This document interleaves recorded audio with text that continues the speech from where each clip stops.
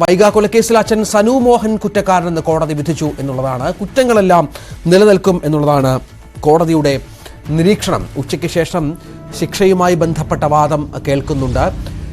കേരളം കാത്തിരുന്ന ഒരു കൊലക്കേസിലെ ശിക്ഷാവിധിയാണ് ഇപ്പോൾ വന്നിരിക്കുന്നത്. അച്ഛൻ സനു മോഹനെതിരെയുള്ള എല്ലാ കുറ്റകൃത്യങ്ങളും കുറ്റപത്രത്തിലുള്ള എല്ലാ കുറ്റകൃത്യങ്ങളും നിലനിൽക്കുമെന്ന് തന്നെ കോടതി വിധിച്ചിരിക്കുന്നു. പരമാവധി ശിക്ഷ ലഭിക്കത്തക്ക വിധത്തിലുള്ള വാദഗതികളായിരുന്നു പ്രോസിക്യൂഷന്റെ ഭാഗത്ത് നിന്ന് ഉണ്ടായിരുന്നത് എന്നുള്ളതാണ് ഏറ്റവും പ്രധാനപ്പെട്ട വിവരം. എല്ലാ കുറ്റങ്ങളും നിലനിൽക്കും എന്നും കോടതി വ്യക്തമാക്കിയിരിക്കുന്നു. ഉച്ചയ്ക്ക് ശേഷമാണ് ശിക്ഷയിൽ വാദം ഉണ്ടാവുക. ഇന്ന് തന്നെ ശിക്ഷ വിധിക്കുമോ എന്ന കാര്യം നമുക്ക് ഇനി കാത്തിരുന്ന് കാണേണ്ടി വരും. ഏതായാലും കുറ്റക്കാരനാണ് എന്നുള്ള കാര്യത്തിൽ കോടതിക്ക് സംശയമില്ല. പൂർണ്ണമായും അത് കോടതി അംഗീകരിക്കുകയാണ്. ഡാനി ഇപ്പോൾ ചേരുന്നു. ഡാനി, എല്ലാ കുറ്റങ്ങളും നിലനിൽക്കും. കുറ്റപത്രത്തിൽ ചൂണ്ടിക്കാട്ടിയിരുന്ന പ്രധാനപ്പെട്ട എല്ലാ കുറ്റങ്ങളിലും കോടതി വളരെ കൃത്യമായി തന്നെ നിലപാട് സ്വീകരിച്ചിരിക്കുന്നു. മറ്റു വിവരങ്ങൾ എന്തൊക്കെയാണ്? രഞ്ജിത്ത, ഈ കേസിൽ ഉച്ചയ്ക്ക് ശേഷമായിരിക്കും ശിക്ഷാവിധിയിലടക്കമുള്ള വാദങ്ങൾ ഉണ്ടാകുക. ഇതിൽ പ്രധാനമായും തന്നെ ചുമത്തിയ കുറ്റങ്ങൾ അത് നിലനിൽക്കും. കോടതി കേസ് പരിഗണിക്കുമ്പോൾ പറഞ്ഞത് സനു മോഹൻ കുറ്റക്കാരനാണ്. ചുമത്തിയ എല്ലാ കുറ്റങ്ങളും തന്നെ കോടതിയിൽ നിലനിൽക്കുമെന്നാണ്.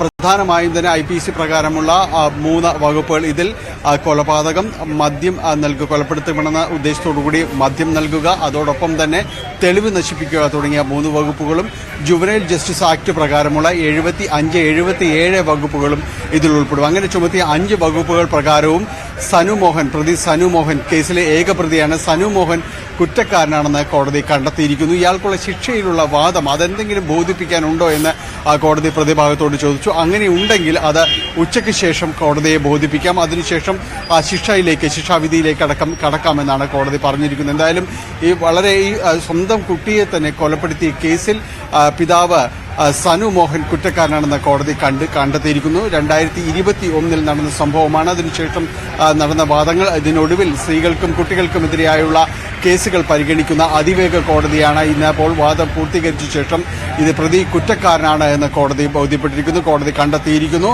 ചുമത്തിയ കുറ്റങ്ങൾ എല്ലാം തന്നെ നിലനിൽക്കുന്നതാണ്. അതുകൊണ്ട് അതിനർഹമായ ശിക്ഷ ഉണ്ടാകും. എന്തെങ്കിലും രീതിയിൽ ഇക്കാര്യങ്ങളിൽ എന്തെങ്കിലും ബോധിപ്പിക്കാനുണ്ടോ എന്നതടക്കം ഇപ്പോൾ പ്രതി കുറ്റക്കാരാണെന്ന് കണ്ടെത്തിയ സാഹചര്യത്തിൽ ഏതെങ്കിലും രീതിയിലുള്ള കാര്യങ്ങൾ കോടതിക്ക് മുൻപാകെ പ്രതിക്ക് ബോധിപ്പിക്കാനുണ്ടെങ്കിൽ അത് കോടതിയെ ബോധിപ്പിക്കാം. അതിപ്പോൾ അല്ലെങ്കിൽ ഉച്ചയ്ക്ക് ശേഷമെന്നാണ് പറഞ്ഞത്. ഉച്ചയ്ക്ക് ശേഷമായിരിക്കും സ്വാഭാവികമായും ഈ കേസ് പരിഗണിക്കുക എന്നാണ് മനസ്സിലാക്കാൻ സാധിക്കുന്നത്.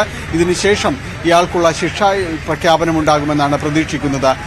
ജസ്റ്റിസ് കെ സോമനാണ് കേസ് പരിഗണിക്കുന്നത്. 2021 മാർച്ചിലാണ് സനു മോഹനെയും മകളായ വൈഗയെയും കാണാതാകുന്നത്. കുടുംബം പോലീസിൽ ഇതുമായി ബന്ധപ്പെട്ട് പരാതി നൽകുന്നു.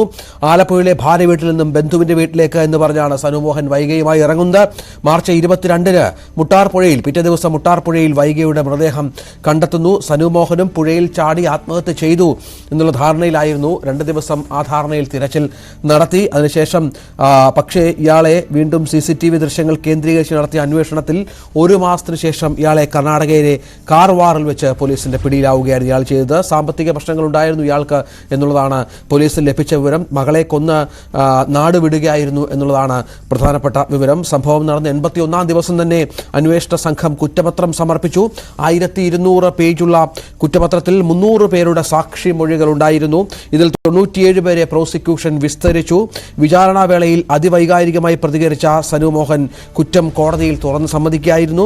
വെള്ളത്തിൽ മുങ്ങി ശ്വാസം മുട്ടിയാണ് വൈഗ മരിച്ചത് എന്ന് കണ്ടെത്തിയ ഡോക്ടറാണ് പ്രധാന സാക്ഷിയായി ഉണ്ടായിരുന്നത്. കൊലപ്പെടുത്താനുള്ള ഉദ്ദേശത്തോടെ മദ്യം നൽകുക, തെളിവ് നശിപ്പിക്കുക എന്നീ വകുപ്പുകൾക്ക് പുറമെ ജുവനൈൽ ജസ്റ്റിസ് ആക്ടും സനു മോഹനെതിരെ ചുമത്തിയിരുന്നു. 5 സംസ്ഥാനങ്ങളിൽ നിന്ന് അന്വേഷണ സംഘം തെളിവുകൾ ശേഖരിച്ചു എന്നുള്ള വളരെ പ്രധാനപ്പെട്ട വിവരം കൂടി നമുക്ക് ഇതോട് ചേർത്ത് വായിക്കണം. ഡാനി ഇപ്പോൾ തുടരുന്നുണ്ട്. ഡാനി, കൊലപാതകം, തെളിവ് നശിപ്പിക്കൽ എന്നീ വകുപ്പുകൾക്ക് പുറമെ ജുവനൈൽ ജസ്റ്റിസ് വകുപ്പും പ്രതിക്കെതിരെ ചുമത്തിയിരുന്നു. സ്വാഭാവികമായും പരമാവധി ശിക്ഷ 302 അടക്കം ചുമത്തിയാണ് കുറ്റപത്രം സമർപ്പിച്ചത്.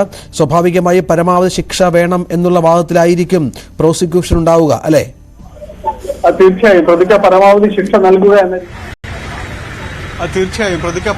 ശിക്ഷ നൽകുക എന്ന രീതിയിൽ തന്നെയാണ് വാദം. കാരണം കൊലക്കുറ്റം അടക്കമുള്ള കാര്യങ്ങൾ ചുമത്തിയിട്ടുണ്ട്. IPC 302, 328 201 വകുപ്പുകൾ പ്രകാരമുള്ള കുറ്റങ്ങൾ നിലനിൽക്കുന്നതാണ് എന്ന് കോടതിക്ക് ബോധ്യപ്പെട്ടിട്ടുണ്ട്. ജുവനൈൽ ജസ്റ്റിസ് ആക്ട് പ്രകാരമുള്ള 2 വകുപ്പുകൾ 75ഉം 77ഉം ഈ 2 വകുപ്പുകളും എല്ലാം തന്നെ നിലനിൽക്കുന്നതാണ്. മാത്രവുമല്ല, നേരത്തെ തന്നെയും കോടതിയിൽ പ്രോസിക്യൂഷൻ വാദിച്ചിരുന്നത് സ്വന്തം കുട്ടിയെ തന്നെയാണ് ഇത്രമേൽ ക്രൂരമായി കൊലപ്പെടുത്തിയത്. അതിൽ പറഞ്ഞിരിക്കുന്നൊരു വാദം, കോടതിയിൽ പറഞ്ഞിരിക്കുന്നൊരു വാദം വളരെ വിചിത്രമാണ്. കാരണം താൻ മരിക്കാൻ പോവുകയാണ്, തന്റെ മരണത്തിന് ശേഷം കുട്ടിയെ നോക്കാൻ ആരുമുണ്ടാകില്ല എന്ന ഒരു ബോധ്യത്തിൽ നിന്നുകൊണ്ടാണ് താൻ കൊല നടത്തിയത്.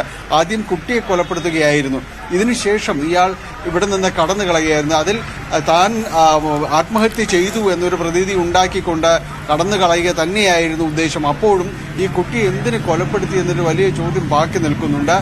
ഇയാൾ ആ രീതിയിൽ സ്വയം രക്ഷയ്ക്ക് വേണ്ടി മാത്രം തന്നെയാണ് ശ്രമിച്ചതെന്ന് അന്വേഷണത്തിൽ പോലീസിന് ബോധ്യപ്പെടുകയും ചെയ്തു. അത് കോടതിക്കും ബോധ്യമാവുകയും ചെയ്തു. കാരണം ഇവിടെ നിന്ന് കടന്നു കളഞ്ഞ് 28 ദിവസവും ഇയാൾ ഈ കുറ്റത്തെക്കുറിച്ച് യാതൊരു രീതിയിലൊരു പശ്ചാത്തലവും ഇല്ലാതെ തന്നെയാണ് കടന്നുപോയത്. ഇതിൽ പോലീസ് അന്വേഷണ ഉദ്യോഗസ്ഥർ പറഞ്ഞൊരു കാര്യമുണ്ട്. വൈഗയുടെ മൃതദേഹം പോസ്റ്റ്മോർട്ടം ചെയ്യുന്ന ദിവസം ഇയാൾ എവിടെയായിരുന്നു എന്നതടക്കമുള്ള കാര്യങ്ങൾ പോലീസ് പരിശോധിച്ചിരുന്നു. അന്ന് ആ സമയത്ത് ഇയാൾ ഒരു സിനിമ കാണുകയായിരുന്നു. അതായത് കേരളത്തിൽ നിന്ന് കടന്ന ശേഷം ആ ഒരു സമയത്ത് സിനിമ കാണുന്ന ഒരു സമയത്തായിരുന്നു കുട്ടിയുടെ മൃതദേഹം ഇവിടെ പോസ്റ്റ്മോർട്ടം ചെയ്യുന്ന നടപടികൾ അടക്കമുള്ള കാര്യങ്ങൾ പോകുന്നത്. അതുകൊണ്ട് അത്രമേൽ ഇതുമായി ബന്ധപ്പെട്ടുകൊണ്ട് യാതൊരു രീതിയിലൊരു ചിന്തയുമില്ലാതെ കടന്നുപോയ ഒരാളാണ്.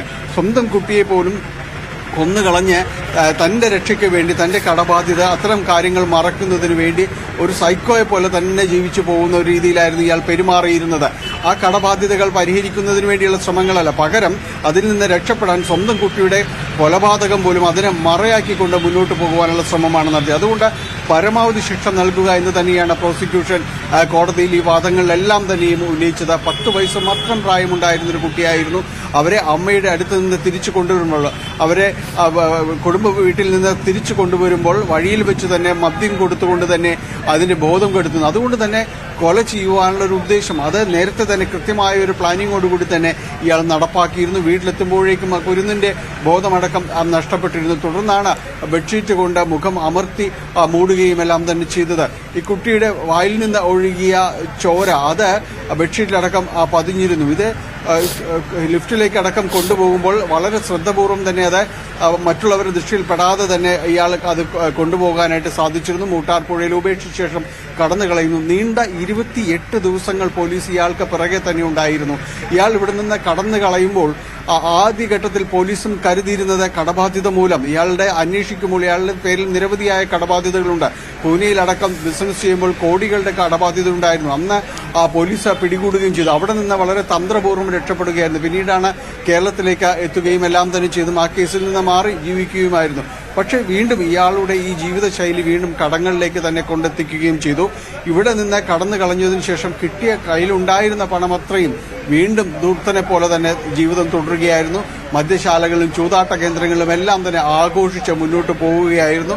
പോലീസ് കൃത്യമായി 28ാം ദിവസം ഇയാളെ ട്രാക്കിലാക്കി ഇയാളെ അറസ്റ്റ് ചെയ്ത് തിരിച്ചു കൊണ്ടുവരുമ്പോഴും ഇയാൾ കുറ്റം സമ്മതിക്കുന്നുണ്ടെങ്കിൽ പോലും വലിയ രീതിയിലേക്ക് ഇയാളുടെ ചെയ്തിയെക്കുറിച്ച് യാതൊരു രീതിയിലും വലിയ പശ്ചാത്തലമില്ലാതെ തന്നെ മുന്നോട്ട് പോവുകയായിരുന്നു. ഇപ്പോഴും കോടതിയിൽ വെച്ച് കാണുമ്പോൾ അയാൾ വളരെ കോടതിക്ക് മുന്നിൽ വളരെ കൂളായി നിൽക്കുന്നൊരു അവസ്ഥയിലേക്ക് തന്നെയാണ് ഉണ്ടായിരുന്നത്. അതുകൊണ്ട് കേസിന്റെ വാദങ്ങളിലുടനീളം കോടതിയിൽ പറഞ്ഞതുപോലെ, പ്രോസിക്യൂഷൻ പറഞ്ഞതുപോലെ തീർത്തും സൈക്കോയെ പോലെ പെരുമാറിയ ഒരാൾ സ്വന്തം കുഞ്ഞിനെ പോലും കൊലപ്പെടുത്തിക്കൊണ്ട് തന്നെ രക്ഷിക്കാൻ വേണ്ടി, തന്നെ സ്വയം രക്ഷപ്പെട്ടു പോകാൻ വേണ്ടി അതുപോലും കുട്ടിയുടെ കൊലപാതകം പോലും മറയാക്കിയ ഒരാൾക്ക് പരമാവധി ശിക്ഷ നൽകുക എന്ന വാദത്തിൽ തന്നെയാണ് കോടതി ഉറച്ചു നിൽക്കുകയും ചെയ്യുന്നത്. ഏതാണ്ട് 75ഓളം പേര് ഇതിന്റെ വിസ്താരങ്ങൾക്കിടെ കടന്നു വന്നിട്ടുണ്ട്. 150ഓളം തെളിവുകൾ ഇയാൾക്കെതിരെ നിരത്തുന്നുണ്ട്. ഇതിലെല്ലാം പ്രോസിക്യൂഷൻ വിജയം കണ്ടിരിക്കുന്നു.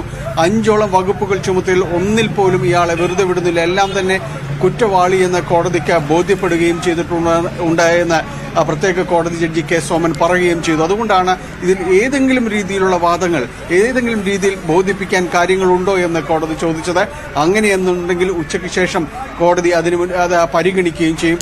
അതിനുശേഷം മാത്രമായിരിക്കും ഈ കേസിലെ വിധി പ്രസ്താവത്തിലേക്ക് കോടതി കടക്കുക. രഞ്ജിത്ത്. കൊലപാതകം, കൊലപ്പെടുത്താനുള്ള ഉദ്ദേശത്തോടുകൂടി മദ്യം നൽകുക, തെളിവ് നശിപ്പിക്കുക എന്നീ വകുപ്പുകൾക്ക് പുറമെ ജുവനൈൽ ജസ്റ്റിസ് ആക്ടും ചുമത്തി ഇയാൾക്കെതിരെ സനു മോഹനെതിരെ 5 സംസ്ഥാനങ്ങളിൽ നിന്ന് അന്വേഷണ സംഘം തെളിവ് ശേഖരിച്ചിരുന്നു. സനുവിന്റെ ഉപേക്ഷിച്ച മൊബൈൽ ഫോൺ, ബീഹാറിൽ നിന്നുള്ള വസ്ത്രങ്ങളുടെ വിവിധ ഭാഗങ്ങൾ, മഹാരാഷ്ട്ര, കർണാടക സംസ്ഥാനങ്ങളിൽ നിന്ന് ലഭിച്ച വസ്ത്രഭാഗങ്ങൾ, 134 തൊണ്ടി മുതലുകൾ, 34 രേഖകൾ എന്നിവ തെളിവായി പ്രോസിക്യൂഷൻ കോടതിയിൽ ഹാജരാക്കി.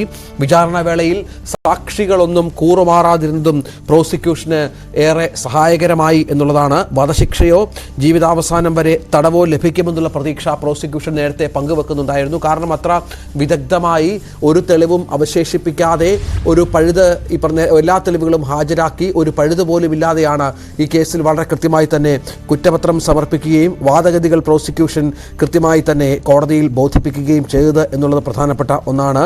13 വയസ്സുകാരിയായ വൈഗയെ ശീതളപാനീയത്തിൽ മദ്യം നൽകി അബോധാവസ്ഥയിലാക്കി മുട്ടാർ പുഴയിൽ എറിഞ്ഞു എന്നുള്ളതാണ് കേസ്. കേരളം ഞെട്ടിയ അതിക്രൂരമായ ഒരു സംഭവമായിരുന്നു വൈഗ കൊലക്കേസ്. ആ കുരുന്നു കുഞ്ഞിനെ കടബാധിതരുടെ പേരിൽ സ്വന്തം പിതാവ് തന്നെ ഇല്ലാതാക്കുന്ന ഒരു സാഹചര്യം, അത് കേരളീയ മനസാക്ഷിയേറെ ചിന്തിപ്പിച്ച ഒരു സംഭവമായി മാറിയിരുന്നു.